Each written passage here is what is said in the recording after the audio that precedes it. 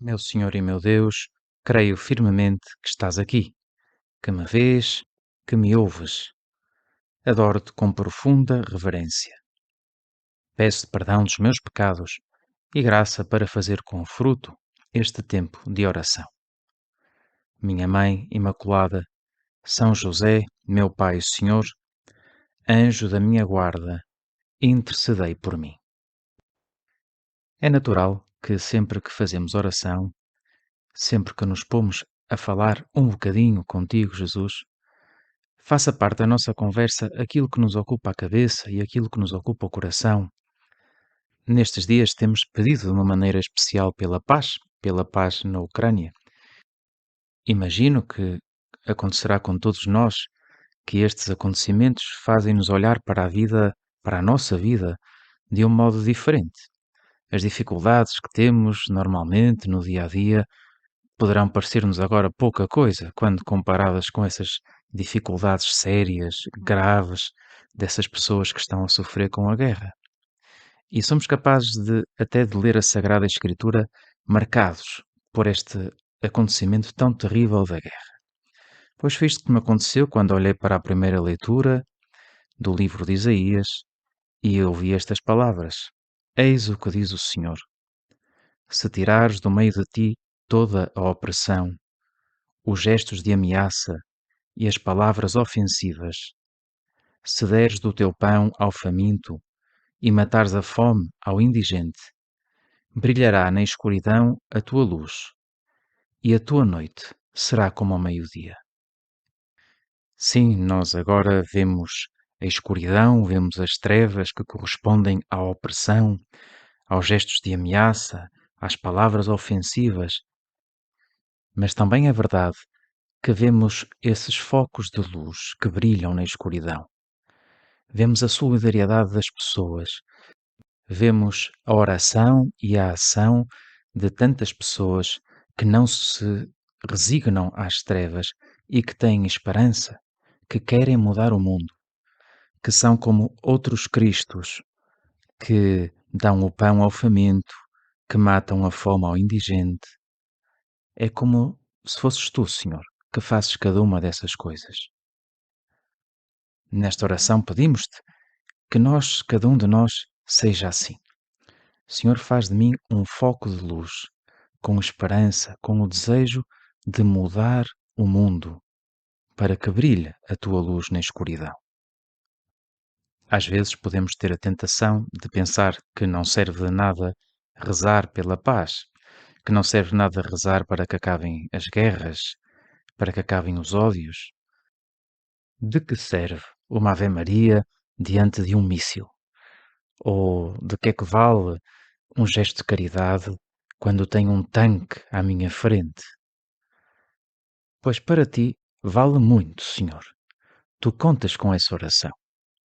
Tu contas conosco, Senhor, que somos a tua Igreja, o sacramento universal de salvação, a Igreja que deixaste nesta terra para que toda a humanidade pudesse estar unida a ti e unida entre ela.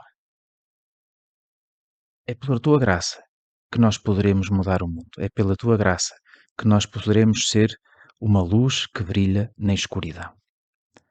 Vemos isto na vida de cada um dos apóstolos. No Evangelho da missa de hoje, leremos outra vez esse relato da vocação do São Mateus, desse publicano chamado Levi, que estava sentado no posto de cobrança e a quem tu, Senhor, chamaste, dizendo: segue-me. Levi não era propriamente um assassino, não era um criminoso de guerra, mas também não era um foco de luz que brilhasse para as pessoas que estavam à sua volta. Pelo contrário, o ambiente no qual se movia era um ambiente que era considerado de pecadores, publicanos e pecadores. E qual é a reação de Levi quando é chamado por Jesus? Descreve-nos muito rapidamente São Lucas, diz que, deixando tudo, levantou-se e seguiu Jesus, e depois ofereceu-lhe um grande banquete em sua casa. E para esse banquete convidou um grande número de publicanos. Aquelas pessoas que os fariseus julgavam que não tinham salvação. Não valia a pena não havia volta a dar. E, no entanto, é com eles que Jesus se senta à mesa, é com eles que Jesus come. E é deles que Jesus, e é a eles que Jesus se refere quando diz: não são os que têm saúde que precisam de médico, mas sim os doentes. Tu, Senhor, vieste para nos salvar, vieste para dar a vida e não para dar a morte. E quando chamas os apóstolos e quando nos chamas a nós, quando nos dás a vocação batismal de cristão, também dizes: dá a vida e não a morte. À tua volta, espalha o amor e não o ódio.